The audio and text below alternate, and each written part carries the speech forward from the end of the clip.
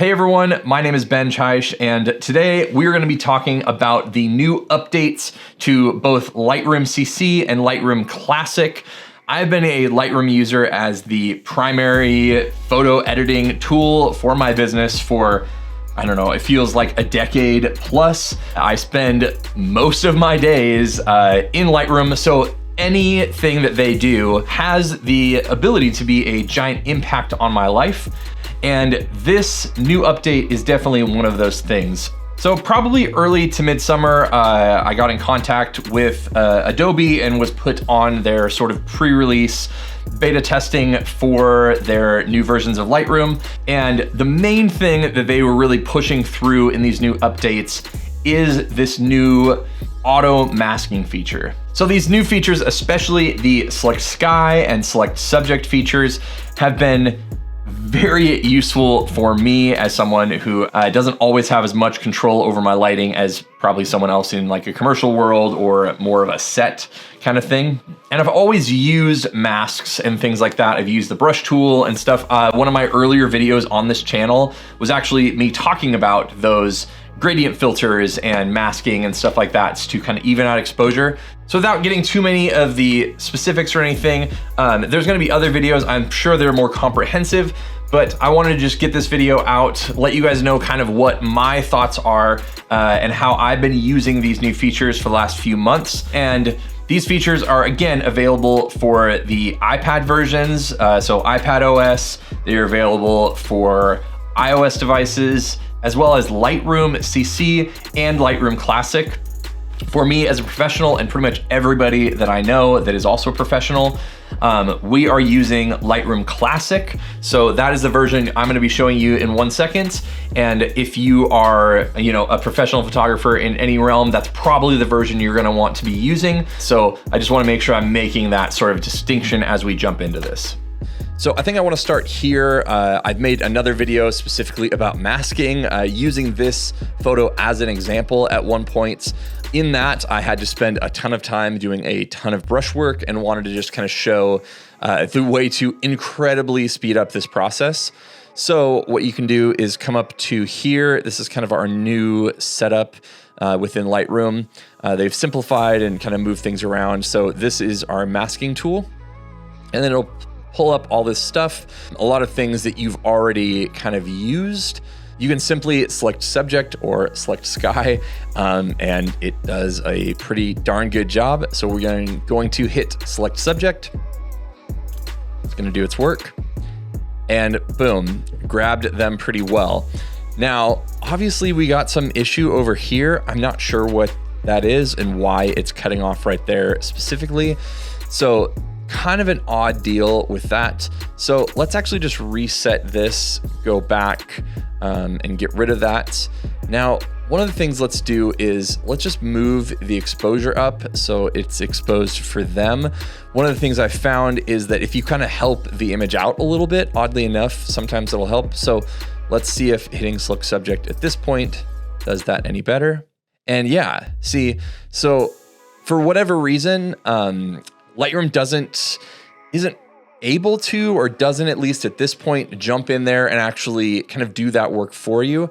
But what you can see here is that if we kind of zoom in, boom, it has done a really, really good job of basically just like hitting right along all those edges, all that kind of stuff that would have taken a long time to do.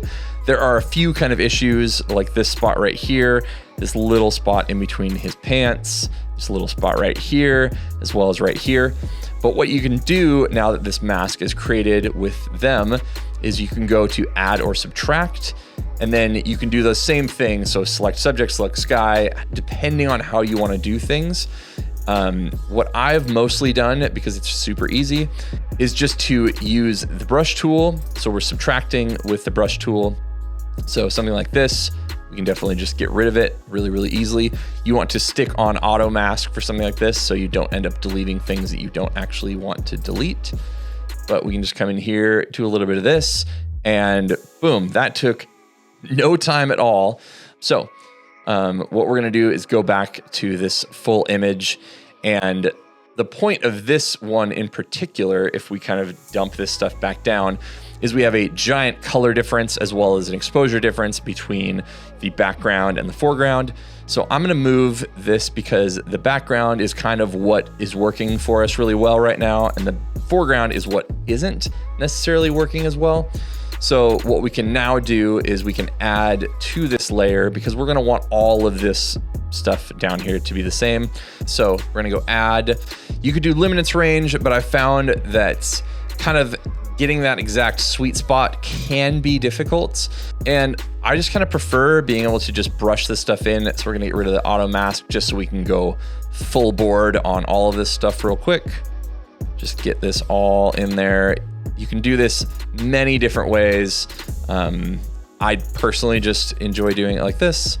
We'll add the auto mask back in so we're not bleeding into too much extra stuff that we don't want to.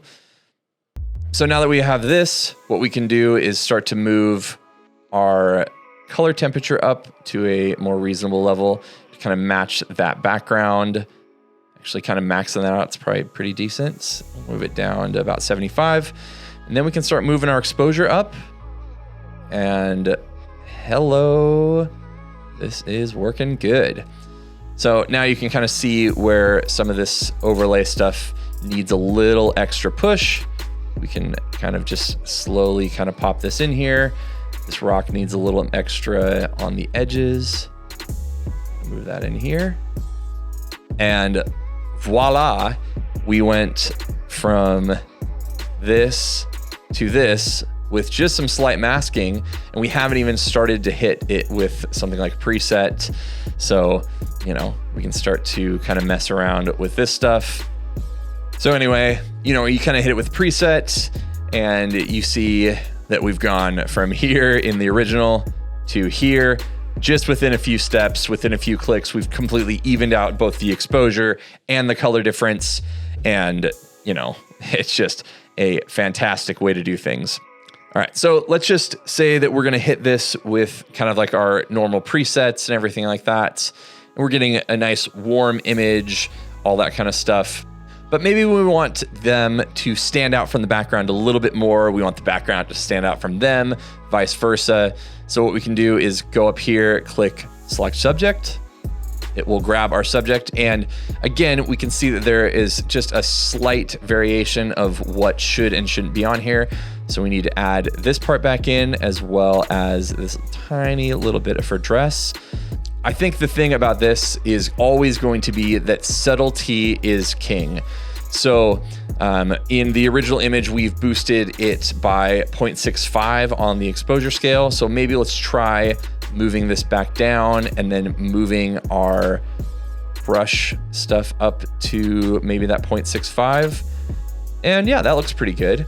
So if we go back to kind of where we were here, now we're here. It's an easy way to kind of make your subject pop out a little bit more. Personally, I think I would rather kind of move it sort of in the middle of those two things. So again, subtlety is king. And I think what's going to end up happening is a lot of people are going to be doing too much with this. So again, subtlety, subtlety, subtlety. Another thing that you can definitely do is kind of move around the temperature. So oftentimes what I'm doing is adding a little bit of exposure maybe to kind of clear up some stuff. And then an easy way to kind of make another change is to either cool down the background a little bit, or, you know, cool down the subject and then, you know, warm up the background. So here's another way of kind of doing that. A way that this is going to be super, super helpful is in especially situations like this, where, you know, we've got just a huge discrepancy in between the subject and where we want the exposure to be. I'm assuming the exposure on here is going to need to be like +2 maybe. Yeah, but then once we've done that, we've blown out everything else. And it's definitely important for me in something like this to maintain, you know, those mountains and as much of the sky as we can in things like this. So what we can do is kind of jump in and get ourselves a little bit of a edit going on here. But obviously now our subject is way too dark. Then what we can do is select subject, It's probably gonna grab some guests maybe. Yeah, so it's doing a great job. It's kind of hitting some of these shadows. The only thing again is we've gotten a little bit extra. So we're going to go subtract, use the brush, making sure not to actually, delete some of our actual subject. But overall, it still does a really good job of selecting that. And all of these other really hard lines and stuff, that's really where this stuff is coming into play and becoming really, really helpful. So now that we have selected our mask here, what we can do is kind of bump up our exposure a little bit and make this into something that is a little bit more favorable to what we're actually looking for. I think that personally looks really good. It's definitely giving us the ability to show off the very, very different bits of how this looked and didn't look. So if you want to disable the mask, yeah, I think this looks fantastic. And it was a super easy way to balance out the foreground and the background. And so you can see kind of without the mask, and then with the mask was able to give us a quick little exposure boost and kind of even out this scene a little bit, make it more dynamic. Because again, if you wanted to up the exposure in the original scene to make everything make sense, you're starting to really blow things out. And I get that that's kind of like a look for people, but that is just not what I'm going for in my stuff. I would rather keep my scene more dynamic. So again, here is sort of our original image. Here is our image as we have sort of edited it to make sure that we're retaining information in like those guests and the highlights and things like that in the background. And then once we've added this mask, boom, we've kind of just made everything in the image come together and work really well. So again, one of the random things about this that I kind of want to just hit on one more time is the fact that if you're just using this kind of straight out of camera and you're wanting the software to find your subject in something that's pretty dark like this, and the subject's really small and there's a lot going on, it's going to say subject not detected. It doesn't know what to do here. So again, you're going to want to help out the software by kind of bringing up the exposure to kind of see what's going on. And most likely it's going to be able to find them here, I'm assuming, but it probably will grab some of the other trees or something. So we can go select subject, and yeah, didn't exactly work here how we wanted it to. It's not perfect. It's not magic in all areas, but it does do a super good job. So we will end on this one. Just another spot where the difference between the foreground and the background is pretty decent. What we're gonna do here is we're gonna do a quick edit on this photo, just adding one of my Cascade presets and then just kind of like bumping exposure around. Once we're here, we have this, but there's a few tiny little things that we can do to make this photo a little bit more dramatic, give it a little more pop. So we are going to go in here, click select sky, and boom, it pretty much grabbed that mountain line almost exactly. It grabs some of this snow here, which obviously is a tiny bit of an issue. So what we can do is we can again go to subtract, go to brush, and just remove that, like a little eraser here. But honestly, unless you really have a lot of snow and stuff like that in your scene, you're probably not going to run into this that much. But what we can do is we can do some subtle things like moving the exposure down just a little bit, maybe moving the highlights down. But once we've done that on our sky, what we can start to do is maybe just move the exposure down a little bit, move saturation up. We can start to kind of just change a little bit of what that, sunset might have been like, add a little bit more pinkish hues to the clouds, maybe bring down maybe the highlights. There's just a lot of really subtle kind of things that we can do here. And maybe we want to bring down just the exposure overall on this photo to make this just, pop a little bit more. So what we can do is we've already selected the sky. Now we can go in and select subject, and boom, it's even got her hair here.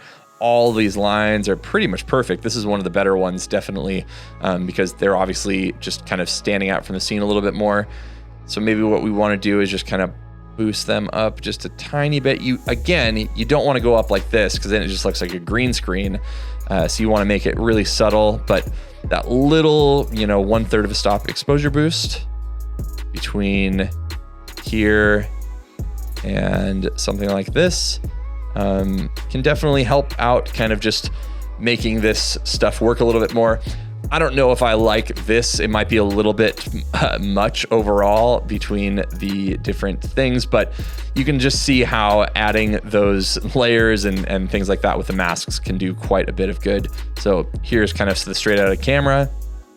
And this is after some of these edits. Just making sure that you're being pretty subtle with all of this stuff, I think is going to be a lot more helpful. So let's check out the difference between having the masks and not. We'll just turn those off real quick. So that is without the masks. Still cool, still vibey. I like it. I would post this image, you know, just adding some subtle things if you want your stuff to pop out a little bit more, just some stuff you can do. So again, I feel like this is a pretty big update, especially for someone like me.